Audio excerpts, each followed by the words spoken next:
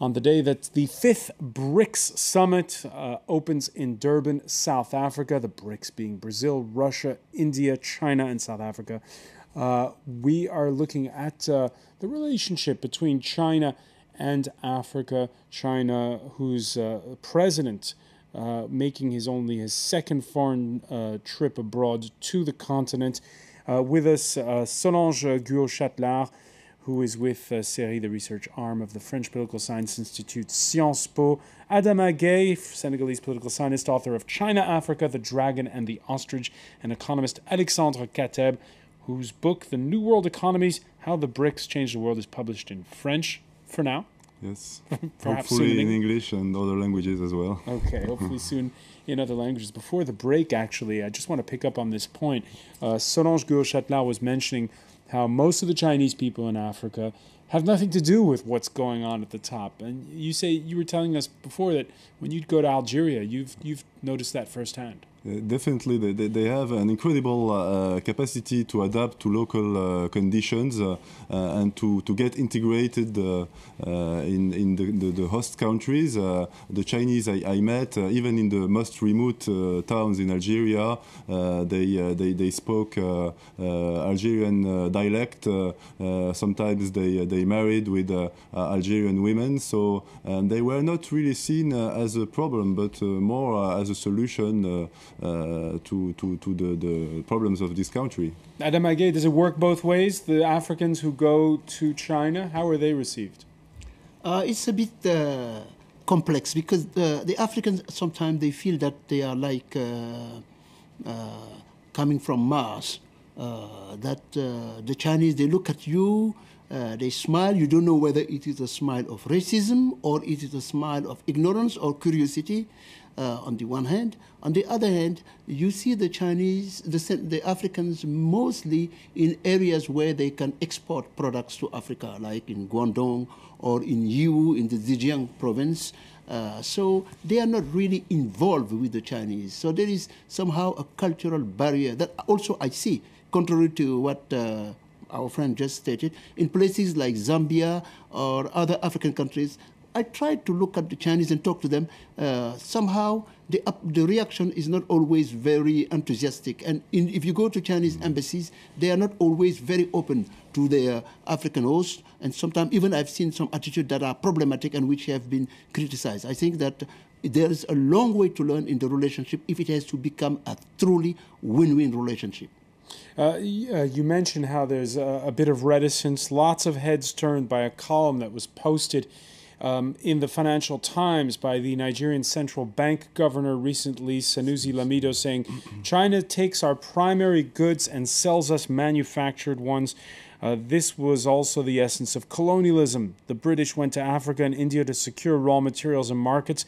Africa is now willingly opening itself up to a new form of imperialism.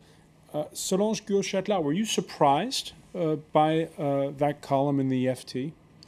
No, I think actually it reflects quite a lot of the disconcerted voices that are out there as the lens through which we tend to analyse what's happening in contemporary Africa is informed by previous experiences and the past. And I think that to a large extent, the way at least Western analysts are looking at this is a sort of repetition of past events rather than looking at actually we have new actors that are playing and competing in a very new context. This is the governor of the Central Bank of Nigeria saying that. I know, but I think that I've spoken to various people, both in power and in scientists and academics, but I think the general point is that we still know very little about the actual nature of the dynamics which are unfolding at all the levels.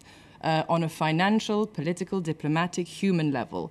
And I think it's a very natural reaction, an understandable one at least, even if it perhaps may not be justified in actual facts, for people to react like that. I think the question behind that is, where does that element of fear come from? Why is there that element of fear and of mistrust? Where does that come from? And then how do we supersede that? How can we transcend that? I think that is what is really behind that comment in that column. Adama Gaye, how do you explain that column? I agree with the comment. I believe there is a serious problem, and it doesn't make sense to pretend that there are no problems. If you have to be partners, you have to discuss, card on table.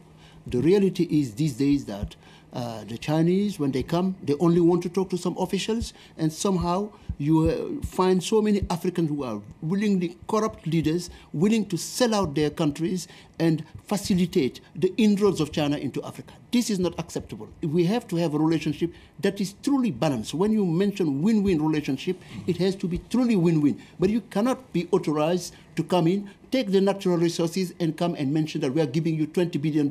No, I think that at this level, the comment made by Sanusi Lamido comes at the right moment, and we are some of like him who are raising the bell to mentioning that the Chinese, if you want to do business with Africa, you should not be dealing with some officials who are ready to sell out their country. For instance, I'll give you an example in Senegal. Recently, there is an oil block that was awarded to the brother of the president of Senegal. You know, who is not involved in the oil sector. He was competing with one of the oil companies that has made the big discovery in Ghana. You know, with the Chinese coming in under conditions that nobody knows whether they paid a signature bonus, whether this is a production sharing agreement or is a concession, we don't know. So we have to have an open debate in this relationship. I believe it's a must. All right, hang on a second, Adam Agay. We can call up perhaps the list of countries that do foreign direct investment in Africa, according to a new survey by the UN survey group UNCTAD. Who's top of the list? It's not China. In fact, China is not even the top Asian country. Top of the list is France.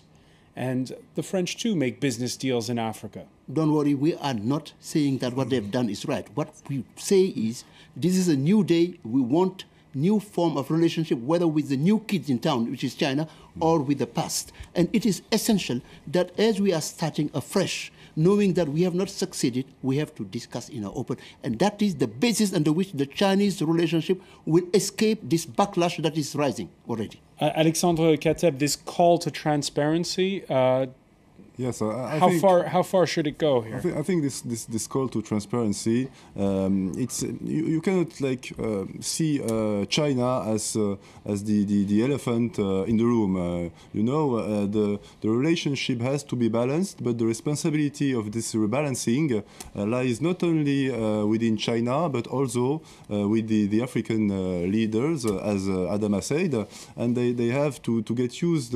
to deal with the Chinese. And there are some good examples, actually, when you look at a country like Ethiopia, who, by the way, is an emerging African economy, who was growing at 7% a year over the last 15 years. And the Chinese helped the Ethiopians to implement some manufacturing projects, some free trade processing zones. And there was really a positive impact of Chinese involvement in this country outside of the commodities sector, because Ethiopia is a commodity poor country, actually. And there are other examples which tell you that if the African leaders themselves enhance their level of governance, their level of accountability to their own people, they will manage to get more manufacturing and less commodities. And I think what Jacob Zuma is doing is very clever, because he is trying to rebalance his relationship with China by bringing the other BRICS, because as you know, with this BRICS summit there is also a BRICS Africa summit which is going on, and he tries to exit this bilateral close relation between China and Africa by bringing new forces. And I think at some point the United States, Europe will also wake up and have their say. And then there are countries that have fallen in love and then out of love. You mentioned Zambia. Last month, the government taking control of a coal mine, the Culum coal mine, citing safety fears. Last year, a miner was charged with murdering a Chinese supervisor, while 11 others face charges of rioting over low pay and working conditions. And there's the president of Zambia himself, Michael Sata, elected in 2011. Here's what he had to say at the time after an outspoken campaign against Chinese influence. His own wisdom when he was distributing the wealth. If he wanted, he could have taken the wealth we have to China, but he gave to Zambia. Why shouldn't we benefit? Why should we exploit everything and just send it like that? Because of corruption, with immediate effect, nothing will be exported out of Zambia unless confirmation of payment has been reported to the Bank of Zambia. Unless confirmation of payment at the Bank of Zambia. He made that statement late in 2011. Has he made good on his promise? I think you might have to interview the people of Zambia to find out, really, and see how they vote at the ballot at the next presidential elections. I think Michael Satta's program is clear on at least in his country, is that he really wants to get the best deal possible for Zambians. At least that's the ticket on which he rode for his 2 presidential campaigns. He sort of caught the international media's attention for being quite outspoken against Chinese presence. But I think he's also become a somewhat sort of confused figure. And I think Zambia has become also a very problematic case, as you say, of these countries. Why has he become confused? In love and out of love. I think because for many people, he really symbolized one of the only outspoken vocal politicians who made very strong comments, such as potentially threatening to sever relations with the PRC and establishing relations with Taiwan, which are quite serious allegations from a potential presidential candidate. So people were sort of nervous. On the other hand, I've had the chance of actually following Michael Satta on 2 of his presidential campaigns. So I've actually spent time with members of his party. I've been to his rallies. I've been on his campaign trail. I've spent about 2 years in Zambia. And I can say that with the time that I've spent there, he's much more of a complex character. And I think he's much more of a politician. And once again, we should understand him within the specific Zambian context. All right, so there's hell-raising on the campaign trail, and then there's what happens in real life. But what's happened in real life? Again, like last month, the closing of that coal mine.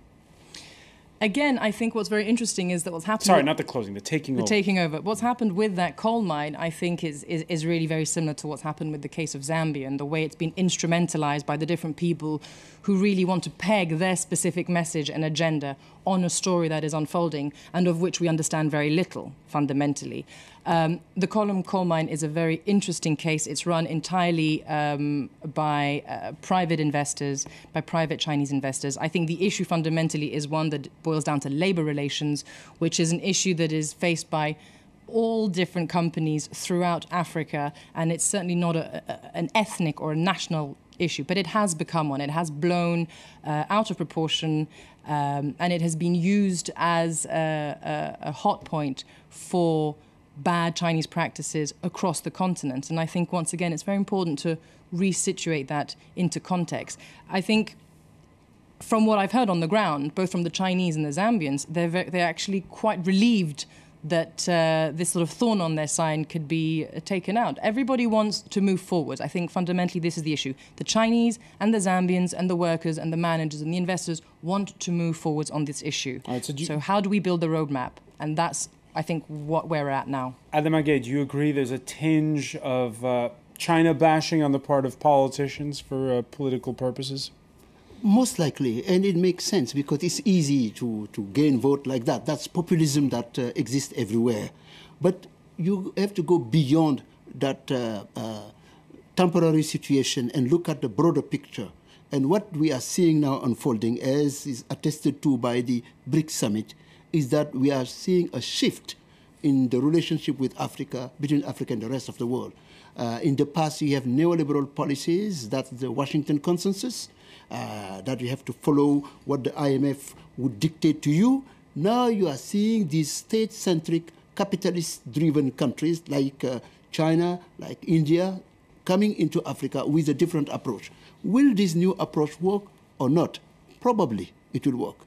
If the Africans, they do their homework and make sure that this is not just something limited to official and officials, that the relationship is not privatized for the profit of few people. For instance, they've established a new bank of development that, I don't know the capital, but it could be billions of dollars. So that will be a game changer. It will be maybe more powerful than the World Bank in terms of capacity of investing. You have heard China putting $10 billion for the building of a port. This is far more than whatever the World Bank and other financial institutions of the West are bringing into Africa. But if we allow some of the crooks bankers who are start bankers that will come and are willing to sell their continent for their own ego tripping, it will be a problem. If we allow some political leaders who have the feeling that through China they can, or the BRIC country, they can get whatever they want in terms of financing and keeping the ordinary people from the debate, this is another problem. I believe that the populism aspect will be there. It's part of politics, but I think that the bigger picture should be addressed. And I must say, despite the criticism that I'm leveling, that I support China's entry into Africa because strategically, we have really the capacity to do business together. They have the money, they have expertise, they have experience, they have lifted some people out of poverty, All right, so, and we have the resources that they need. A welcome partner at the end of the day. One final point. In 2011, China found itself organizing the evacuation of 35,000 of its nationals from Libya during the civil war there. As its presence grows, it's going to have to start footing more of the security bill, says former U.S. Ambassador David Shin. He says China now faces essentially the same security threats that nationals from Western countries have long experienced in Africa. While China's policy is to rely on the host African governments for protection of its nationals, this does not always happen, and China will find that it must increasingly step in to protect its interests. Alexandre Kateb, do you see that happening? Yeah, definitely. We are talking about economics, but behind economics there is always the security factor, which is overwhelming. And by now, the Chinese don't have the capacity to secure all these investments they make in these countries, which are far from their traditional area of influence. And now the challenge will be to see how So we'll see Chinese aircraft carrier. Well, that's the point is that the Americans will never allow Chinese to come on the shores of their own military bases. So if there is a bargain, if there is something to be negotiating, it would be negotiated, I fear, over the shoulders of Africa, between the United States and China, between the BRIC and the United States.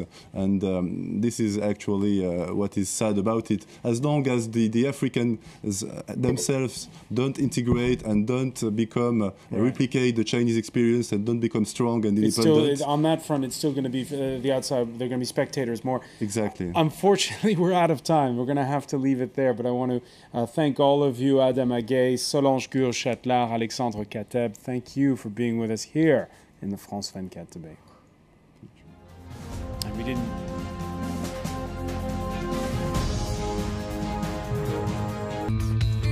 Because a new page of history gets written every day. Because breaking news can't wait. Information.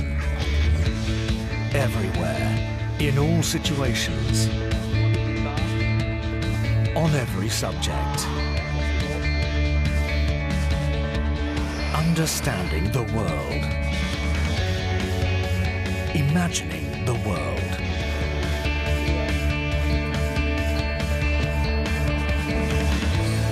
France 24, a different take on the news. Throughout the week, France 24 keeps you up to date with all the sports news, all the action, all the excitement, all the results. Join Dan Levy for its sports roundup, Monday to Friday, 8:10 p.m. Paris time on France 24.